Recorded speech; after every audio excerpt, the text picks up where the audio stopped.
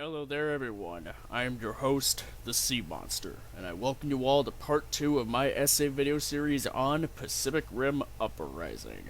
Back in part 1, I covered the film's story / plot and character work, and let's just say that things aren't looking too good for this film. In fact, despite some insight of what may have happened behind the scenes and in the writer's room that would make me somewhat sympathetic towards the filmmakers, particularly writer-director Stephen S. DeKnight, there are still parts of the film's script that range from good in theory but disappointingly lackluster in practice to utterly broken. However, we still have the film's technical aspects and parts designed to entertain, from its visual work and the action set pieces to its humor. And suffice it to say, there's at least a fair bit to cover regarding those elements, and after all that, we shall bring this two-part series to a close by providing an overall conclusion on the film as a whole. Alright, so no need to beat around the bush, or beat around the kaiju, one might say. Let's get right into this thing, shall we?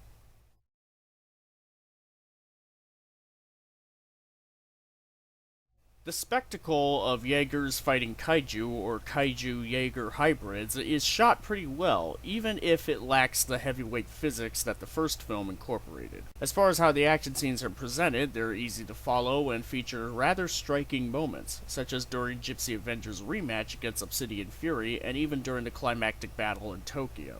Again, it's a shame that the Jaegers of this film don't seem to have the weight that they're supposed to, which was something that the first film did an exceptional job at achieving. There was a certain attention to detail that Guillermo del Toro's film had put in when it comes to how the Jaegers move, with how they always seem to have millions of parts moving and shifting around while taking into account the sheer mass of it all as they navigate through a city or as they fight a kaiju. And that attention to detail is what Uprising is lacking when it comes to any and all of its scenes involving Jaegers. For example, a moment like the one where Gypsy Avenger gets thrown and thrashed around by the Mega Kaiju has, one might say, less oomph in terms of executing the sheer scale of a Jaeger versus Kaiju battle than a moment from the first film of Gypsy Danger simply walking through the streets of Hong Kong. That being said, the action scenes in Uprising are pretty fun to watch, just so long as you don't think about what occurs in them.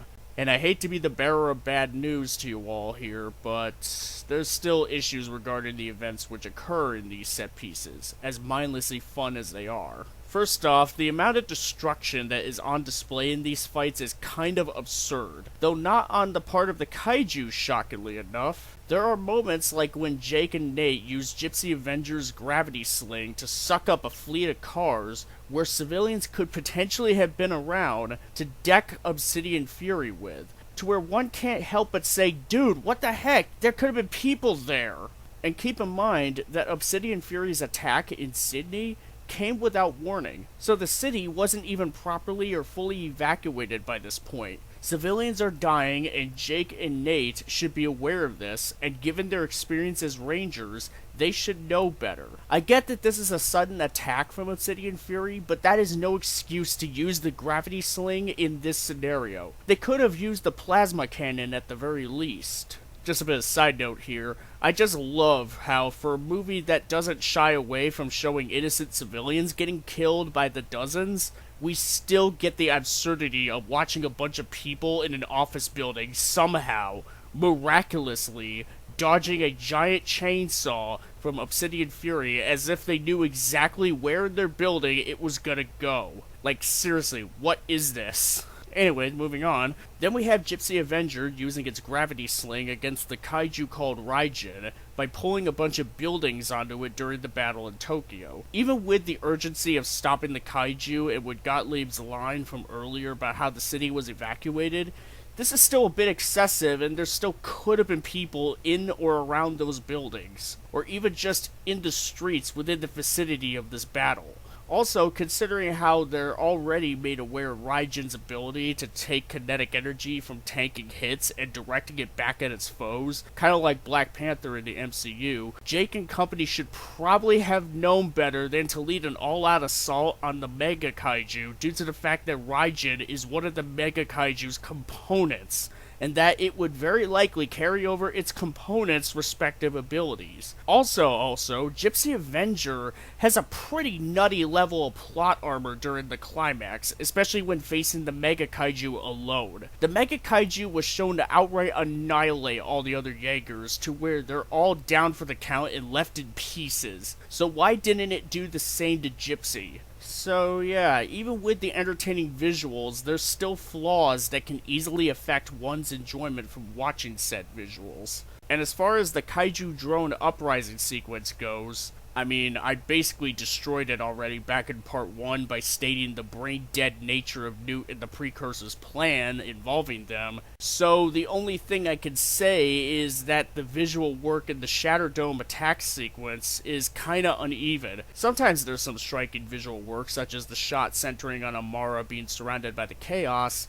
but then we have shots involving the Kaiju drones themselves where they almost look like they're made out of plastic, and even some moments involving them that look unfinished and awful. So yeah, I just thought I'd throw that out there.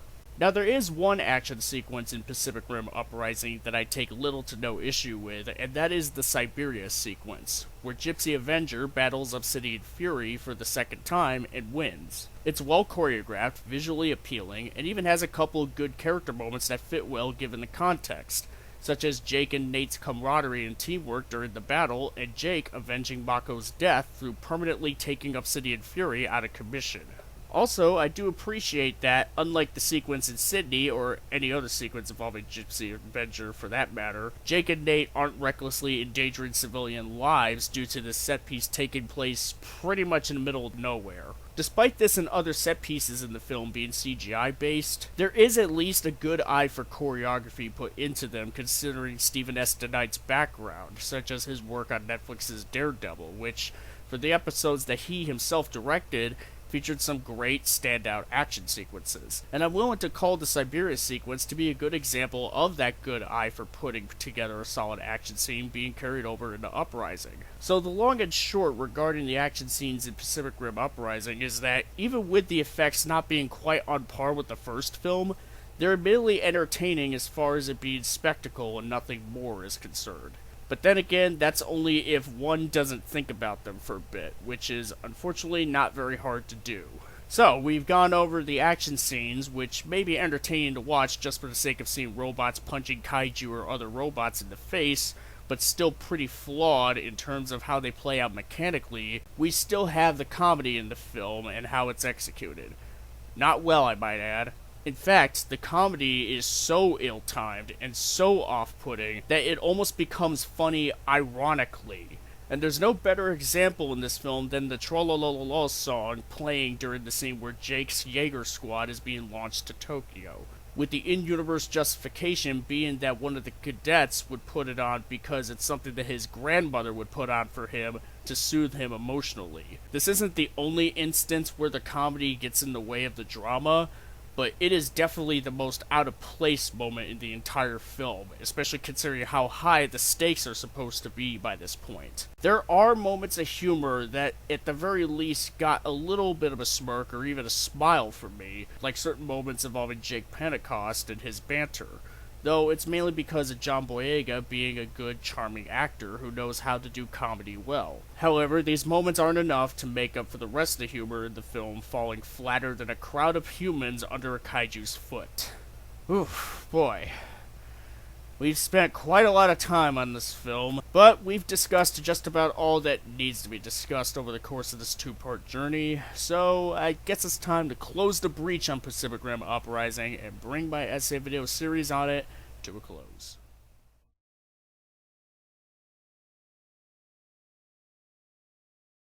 Well, this journey has been rather interesting. Yeah, suffice it to say, I'm still not a fan of Pacific Rim Uprising, and I would certainly call it a movie that doesn't hold up in terms of overall objective quality.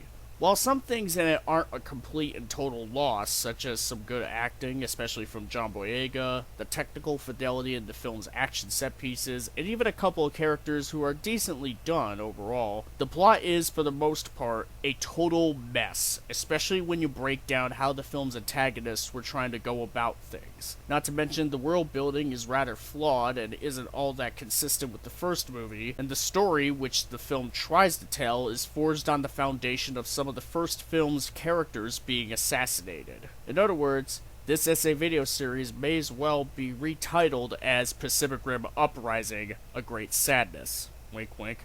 Now, one last thing before we close this thing out. I already referenced the Monster Island Film Vaults episode on Pacific Rim Uprising back in part 1, but there's another part of it that Jack G-Man Hudgens said on that episode that kinda stuck with me, where he said that he would be willing to trade Godzilla King of the Monsters 2019 and Godzilla vs. Kong for Pacific Rim 3 just to see where the story would go post-Uprising, and to see how it would turn out in the end. With all due respect, I don't understand why, especially given the version of Pacific Rim 2 that we got, and given the likelihood of the third film having the same team of writers working on it, as well as the admittedly theoretical likelihood that Universal would have had that same writer's room try to put out a script for Pacific Rim 3 as quickly as possible if Uprising ended up being a hit. Even if Pacific Rim 3 would have turned out to be surprisingly good and somehow made up for its predecessor's shortcomings, and as much as I sympathize with Stephen S. DeKnight for the hand he was dealt in regards to it, and respect him for clearly doing the best he could, given the circumstances, I gotta be honest and clear here. Understanding how the shortcomings of Pacific Rim Uprising happened and why they were there doesn't stop them from being shortcomings, nor does it change the fact that a good number of these shortcomings, if not all of them, were actually avoidable when one is to stop and think about them for a bit. To give a final word here, I don't personally hate Pacific Rim Uprising. At least not as much as most people out there. I certainly don't like it, but I don't have a total disdain for it like certain folks out there. Despite the extensive amount of criticizing on it, I do consider this film to be watchable enough due to, again, certain cast members elevating their material somewhat, and some of the action being admittedly fun to watch despite many of the dumb moments in them. But those nuggets of fun aren't enough to overshadow the abundance of flaws which plague this film, and as a result, I still have to call a spade when it's all said and done. And Pacific Rim Uprising, despite whatever compliments I may give it, is pretty bad all the same. And with that said, I think it's time to wrap this whole thing up and call it a series. I would like to thank you all very much for watching this two-part series on Pacific Rim Uprising if you've checked out part 1 and have made it this far. This series was quite a ride. I kind of figured that I would have a bit to say about Pacific Rim Uprising in certain aspects, but even I was kind of surprised by how heavy the flaws were in this film overall. But I'm very happy to see how this two-parter has turned out, even if the film in question didn't turn out all that good. Nonetheless, I hope you all found this two-part essay video series to be worth your while, and I definitely recommend you all check out the rest of my content on this channel, as well as follow me for future content if my series on Uprising left a good first impression. Once again, thank you all for watching, and until my next video or series, I will see you all later.